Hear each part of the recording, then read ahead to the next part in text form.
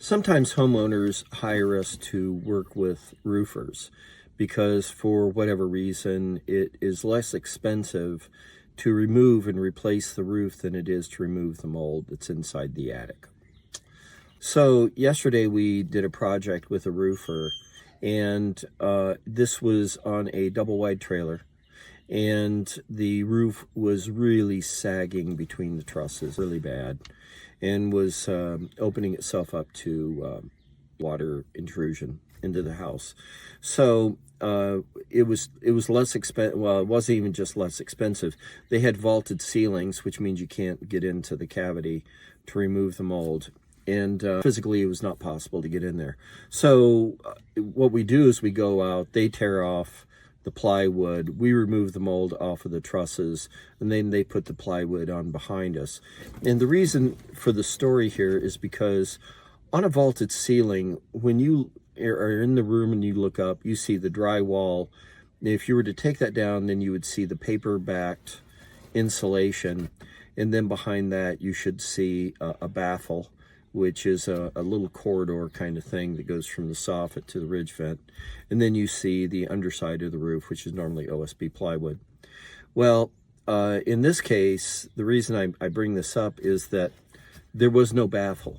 And the reason why the roof was rotting and sagging is because the plywood roof was absorbing moisture and causing mold growth and that kind of thing.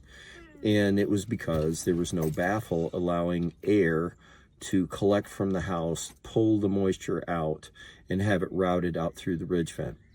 So I'm standing there watching my people work, and the roofer is putting the plywood back on the vaulted ceiling, and I saw that he didn't have any baffles. And I went over to him and I said, "Hey, aren't you going to put baffles in on top of the insulation before you put the plywood back down?" He said, "No, that's the way he found it, and all they do is replace the materials as they found it." And I'm kind of surprised at this, because that means that the reason for the mold growth and the failure of the roof has not been repaired. It has not been rectified. In a couple of years, the roof is going to fail again. And my story is that roofers, you really have to be careful who you hire. Generally, you hire the cheapest roofer, and there's a reason for them to be the cheapest. And you want to find a roofer who, when they see a problem, they fix the problem. They don't just say, "Well, I'm not going to talk to you and say, do you want to spend an extra $200 and put in baffles on top of the insulation." You want people like that. And of the 23 years that I've been in business, I've really only met one roofer that I thought tried hard to do right for his client. Everybody else was just trying to get the job done, maximize their profit, and move down the road.